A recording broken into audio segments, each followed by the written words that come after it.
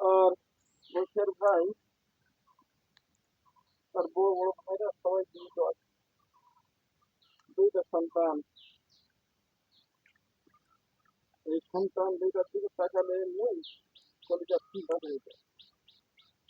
সন্তান দুটো আজকে এপ্রিল হয়ে যাবে, আল্লাহ তাআলা তাদের সাহায্যকারী হয়ে যাচ্ছে। পরিবারটাকে আল্লাহ রাব্বুল আলামিন সাথে জামিল ধৈর্য ধারণ করার তৌফিক দান করি বলে আল্লাহ। এবং বশিয়ার ভাইয়ের জীবনে যে অপরাধ যদি করে থাকে আল্লাহ রাব্বুল আলামিন যেন তাকে ক্ষমা করে দিয়ে তাকে মাফ করে দেয় বলে আল্লাহ। জানা যায় আর খুব লম্বা আলোচনা আমরা করতে চাচ্ছি না। বশিয়ার ভাই বই আছে সন্তান দেখতে করছে, তার ছোট ছেলেকে কোরআনের হাফেজ বানিয়েছে। আজকে সে তার পিতার জানাজা নামাজ পড়বে, আর আমরা সকলেই তার জন্য দোয়া করবো যেন আল্লাহ পাক তাকে ক্ষমা করে দেয়। এই জানাজা শুরু হচ্ছে। ভাইরা কি বলেন?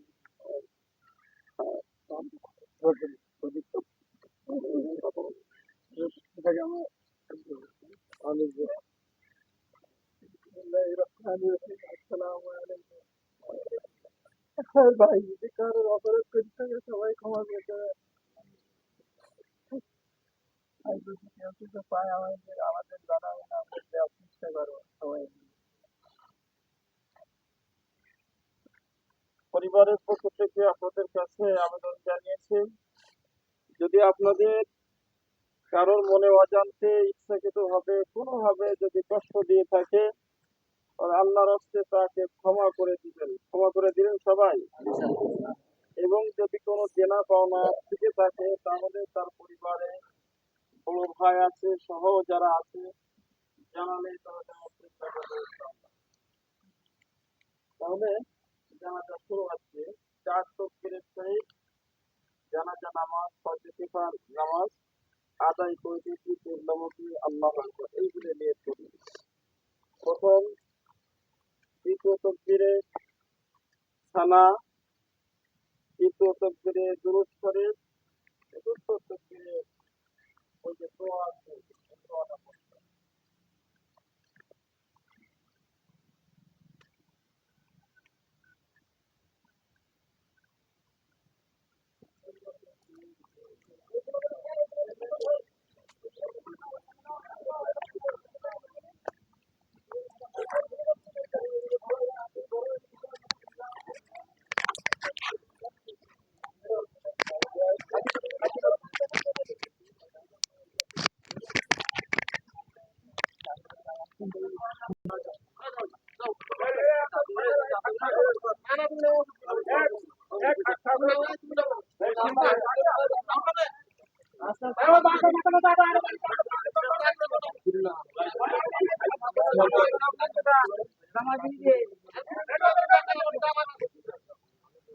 আমরা এত সময়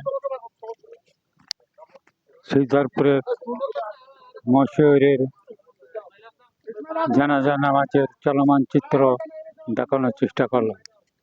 দুর্গাপুর প্রতিদিন ইউটিউব চ্যানেল পেজ একটি প্রচার মাধ্যম। আপনারা আমাদের সাথে থাকুন। ধন্যবাদ।